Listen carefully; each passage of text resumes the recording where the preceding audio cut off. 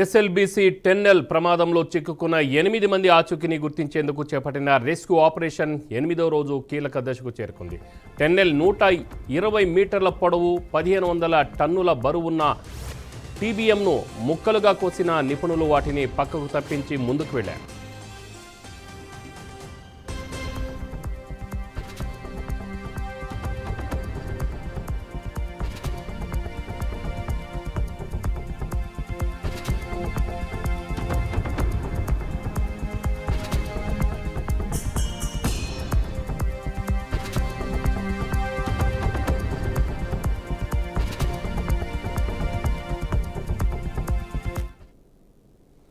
టెన్నెల్లోని పరికరాలు టీబీఎం వ్యర్థాలను loco rail వ్యాగన్లలో తరలించారు. ఉపరితలంపై నుంచి ఎన్ఆర్ఎస్ఏ జీఎస్ఐ నిపుణులు స్కానింగ్ నిర్వహించారు. భూమి పొరల అమరికపై పరిశీలన చేశారు. సొరంగంలో చిక్కుకున్న వారు ఉండవచ్చన్న అనుమానిత ప్రాంతాల్లో డ్రిల్లింగ్ చేపట్టారు.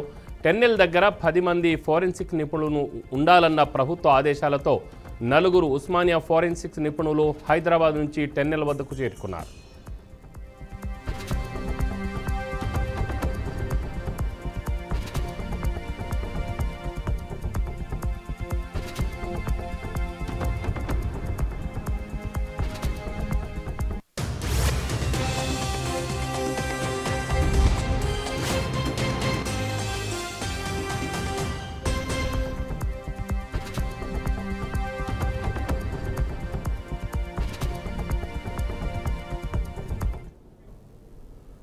ఇప్పటికే ఘటనా స్థలంలో నాగర్ కర్నూలు, వనపర్తి, మహబూబ్ నగర్ మెడికల్ కాలేజీల ఫోరెన్సిక్ నిపుణులు ఉన్నారు. ప్రమాదంలో చిక్కుకున్న వారు మరణించి ఉంటారన్న కోణంలో వారి మృతదేహాలను గుర్తించి బంధువులకు అప్పగించేందుకు అధికారులు ఏర్పాట్లు చేశారు.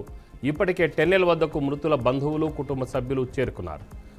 మృతదేహాలను బయటకు తరలించేందుకు ప్రమాద స్థలం వరకు లోకో ట్రాక్ను సిద్ధం చేశారు. కొద్దిసేపటి క్రితం నీటిపారుదల శాఖ మంత్రి ఉత్తమ్ కుమార్ రెడ్డి, మంత్రి జూపల్లి కృష్ణారావు, సిఎస్ శాంతకుమారి, ప్రత్యేక కార్యదర్శి అరవింద్ కుమార్లు ప్రమాద ప్రాంతానికి చేరుకున్నారు.